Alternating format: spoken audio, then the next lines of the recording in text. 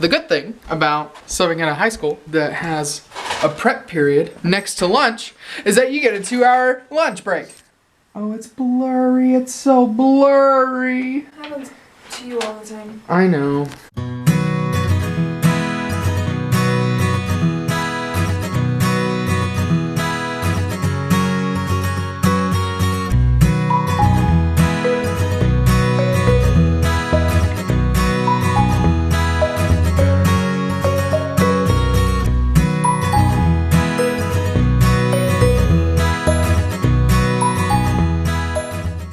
I think it's fixed itself though. What are you doing?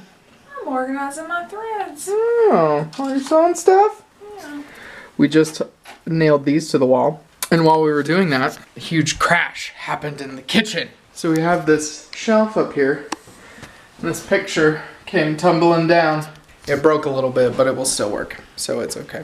All right, honey, I'm gonna go back to school. Okay, have fun. What are you doing?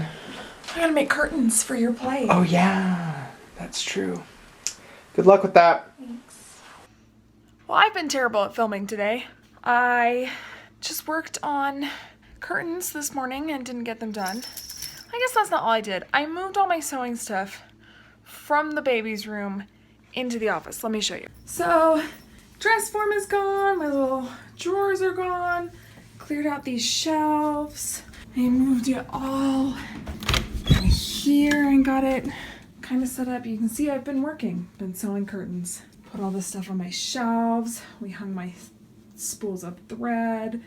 So we're making good progress. So now I'm just home from work. I'm gonna finish those curtains and take them up to the school. Derek is still there. They're running through their play twice today. But the point is, as I was driving up to my apartment, guess what I saw? Packages. That one has Derek's name on it. Protect from freezing. Who knows what that is? Probably can't open them till Derek gets here though. Figured it out, guys. This one that I'm not supposed to let freeze, protect from freezing, is our paint for the cribs. Still don't know what the other one is though. It's too small to be our shipment of diapers for this week. Oh, it says it's a battery. Did he order a battery for something? It's a portable charger. I just remembered. He finally got around to spending his birthday money from my brother and bought himself a portable charger. Because I saw on the side here, it says, caution, lithium-ion battery, right? I told you that. And then it came to me in my head. And then the paint for the cribs. So they're kind of exciting, I guess. It's not baby registry stuff, which is my favorite kind of package, but that's okay. This cat, oh, you can't see him because the camera's facing the wrong way. This cat wants this package. He's snorting at it. Snort, snort, snort. Can you get it, Lionel? You want to open that? Caution, it's a battery. Well, hi guys. I haven't talked to you pretty much at all today. Except a little bit in the morning when I was here for my lunch break. So today was an extremely busy day for me. It's been like, I woke up at 7, so 12, 13, 14. It's been a 15-hour day for me. So it's been busy. So I haven't been around and been filming because I substituted school today and then I had to go straight to rehearsal where we ran the production twice in a row. One time not dress rehearsal and one time full dress rehearsal. So we just barely got home from that. Leisl finished the curtains and she brought them to me and here we are.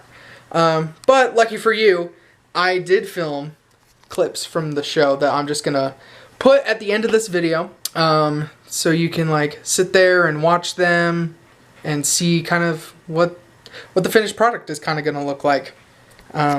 So I'll put those at the end of this video so you can enjoy those for your viewing pleasure. But we're gonna say goodnight because It's later than I thought. it's later than we thought. Yeah. So we're gonna get ready for bed. Have a good night, everyone. Thanks for watching today. Don't forget to give us a thumbs up. Doctor's appointment tomorrow. Oh yeah, we have a doctor's appointment tomorrow. So give us a thumbs up for that on this video. Tell us you're excited for a doctor visit. And then subscribe to us if you have not already. Welcome to all you newcomers. Hello. Welcome. And as always, have courage. And be kind. I'll see you tomorrow. Bye. Second place, I didn't give my consent. Your consent? My dear fellow, Gwendolyn is my first cousin, and if I'm going to allow you to marry her, you're going to have to clear up the whole question of Cecily. Cecily? What do you mean? Algy, what do you mean by Cecily? I don't know anyone by the name of Cecily. Bring me that cigarette case Mr. Wedding left in the smoking room last time he dined here. Yes, sir. You mean to tell me you've had my cigarette case all this time? I wish to goodness you would have told me. I've been writing frantic letters to Scotland Yard about it. I was very nearly offering a large reward. Besides, your name isn't Jack at all. It is Ernest. It isn't Jack. I mean, it isn't Ernest. It's Jack. You've always told me it was Earnest. I have introduced you to everyone as Earnest. You answer to the name of Earnest. You look as if your name was Earnest. You're the most earnest-looking person I ever saw in my life. I'll have one of those nice cucumber sandwiches you promised me. And some tea, please. Of course, Santa Gus. Gwendolyn, won't you come over here? Thank you, Mama. I'm quite comfortable where I am. Good heavens, Lane! Why are there no cucumber sandwiches? I ordered them specially. There were no cucumbers in the market this morning, sir. I went down twice. No cucumbers? No, sir. Not even for ready money. Ever since I met you, I've admired you more than any girl I've ever met since I met you. I'm quite well aware of the fact, and wish that in public at any rate you had been a little more demonstrative. For me, you have always had an irresistible fascination. Even before I met you, I was far from indifferent to you. We live, as I hope you know, Mr. Worthing, in an age of ideals. The fact is constantly mentioned in more expensive monthly magazines and has reached the provincial pulpit, so I'm told. And my ideal has always been to love someone with the name of Earnest. There is something in that name that inspires absolute confidence. Do you really love me, Gwendolyn? Passionately. Darling, you have no idea how happy you make me. Earnest, my own Earnest. But, do you mean to say you couldn't love me if my name wasn't Ernest? But your name is Earnest. Yes, I know it is, but do you mean to say that if it was something else, you couldn't love me then? Well, clearly that is a metaphysical speculation. And like most metaphysical speculation, has very little reference at all to the actual facts of real life as you know. Personally, if I may speak quite candidly, I don't much care for the name of Ernest. I don't think it suits me at all. It suits you perfectly. It is a divine name. It has a music of its own. Well, may I propose now? Oh, I think it an admirable idea, and to spare you any possible disappointment, I only think it quite fair to tell you frankly beforehand that I am fully determined to accept you. Gwendolyn! Yes, Mr. Worthing. What have you got to say to me? Yes, I have to say to you. Yes, but you don't say it. Gwendolyn, will you marry me? Of course I will, darling. How long you've been about it? Gwendolyn! What does this mean? No rise, sir, from this semi-recumbent posture. It is most indecorous. Mamma, I must beg you to retire. This is no place for you. Besides, Mr. Worthing is not quite finished yet. Finished with what, may I ask? Mr. Worthing and I are engaged to be married, Mamma. I don't know what dog on his life, but I'm surely Randall is one. At any rate, she is a monster at being me, and I think it perfectly unfair. I beg your pardon, Angie. I shouldn't talk of your aunts in that way before you. No, my dear boy, I love hearing my relations abused. It's the only thing that makes me put up with them at all. Relations are simply a tease back people who haven't got the remotest idea of how to live. Nor the smallest intention about when to die. That's nonsense. No, it isn't. Yes, it is, but I won't argue with matters. You always want to argue about things. Well, that is exactly what things were originally made for. Upon my word, if I thought I had shoot myself. You don't think there's any chance of Gwendolyn becoming my mother in about 150 years, do you? Algy, kindly turn your back. I have something very particular to say to Mr. Worthing. But Gwendolyn, I don't really think I can allow this at all. Algy, you always adopt a strictly immoral attitude towards life, and you're not quite old enough to do that. My own one. Ernest, we may never be married. In the expression of Mamma's face, I fear we never shall. Few parents nowadays pay any regards to what their children say to them. The old-fashioned respect for the young is fast dying out. Algy, you may turn round. Thanks, now. I've turned around already. And you may also ring the bell. You will let me see you to your carriage. Certainly. I've never met a really wicked person before. I feel rather frightened. I'm afraid he will look just like everyone else. He does! This betokens some terrible calamity. My brother. More shameful deaths and extravagance. Still leading his life, pleasure. Dead. Dead? Quite dead. I don't know what shop means. This is perfectly absurd. Good heavens. Brother John, I have come down from town to tell you that I'm very sorry for the trouble I have given you and that I intend to lead a better life in the future. You will marry me, won't you? Well, of course, you silly boy. We've been engaged for the last 3 months. For the last 3 months? Yes, it will be 3 months on Thursday. How did we become engaged? Well, ever since Uncle Jack first confessed that he had a wicked, bad brother, you, of course, have formed the chief topic of conversation between myself and Miss Prism. And of course, a man who is very much talked about is always very attractive. One feels there must be something in him after all. And I dare say it was foolish of me, but I fell in love with Earnest.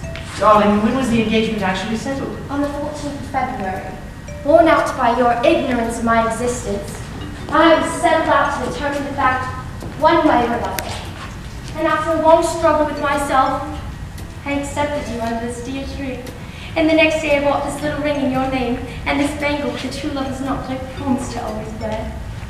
Did I give you this? It's very pretty, isn't it? Yes, you wonderfully do taste it. In fact, if I may speak candidly. Oh, pray do. I believe that whenever someone has something unpleasant to say, one should always speak quite candidly. Well, to speak with perfect candor, I wish that you were fully 42 and more than usually plain with your More age. than a moral duty to speak one's mind, it becomes a pleasure. Do you suggest, Miss Fairfax, that I entrapped Mr. Earnest into an engagement? How dare you? This is no time to wear the shallow mask of manners. When I see a spade, I call it a spade. I'm glad to say I've never seen a spade. It is obvious our social spheres are widely different. Ah, shall I lay tea here as usual, miss? Yes, as usual. No, thank you. Sugar is not fashionable anymore.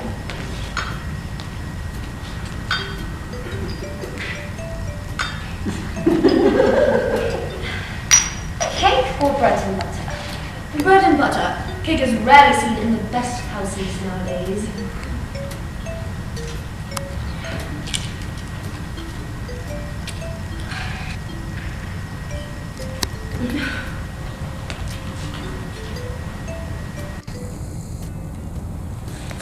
You have filled my tea with lumps of sugar, and though I most distinctly asked you for bread and butter, you have given me cake. I am known for the gentleness of my disposition and the extraordinary sweetness of my nature. But I warn you, Miss Cardew, you may go too far. Lady Bracknell! Gwendolyn, what does this mean? Merely that I am engaged to Miss Worthington. Come here. Sit down. Sit down immediately. Hesitation of any kind is a sign of mental decay in the young, a physical weakness in the old. I am settled, madam. Miss Prism, Lady Bracknell, has been for the last 3 years Miss Cardew's esteemed governess and valued companion. Despite of what I hear of her, I want to see her at once. Let her be sent for. I was told you expected me in the vestry, dear Captain. You've been waiting for me an hour and 3 quarters. Come here!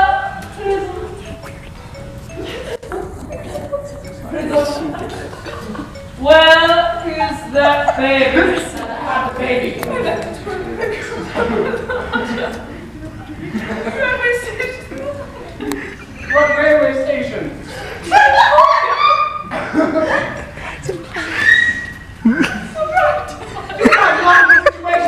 I'm just Gwendolyn, wait here for me. For not too long, I will wait for you for the rest of my life.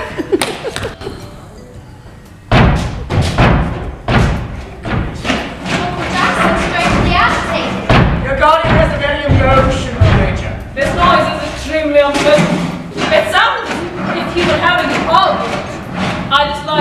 arguments of any kind.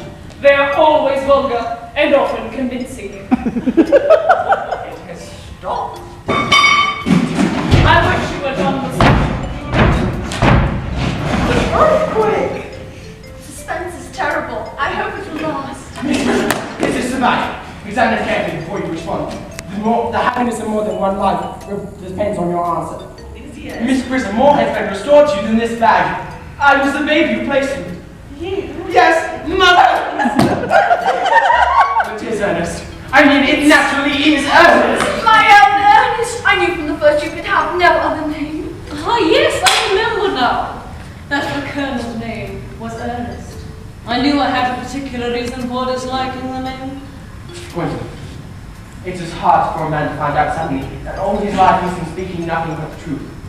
You ever forgive me? I can, for I feel you are short-changed. My own one.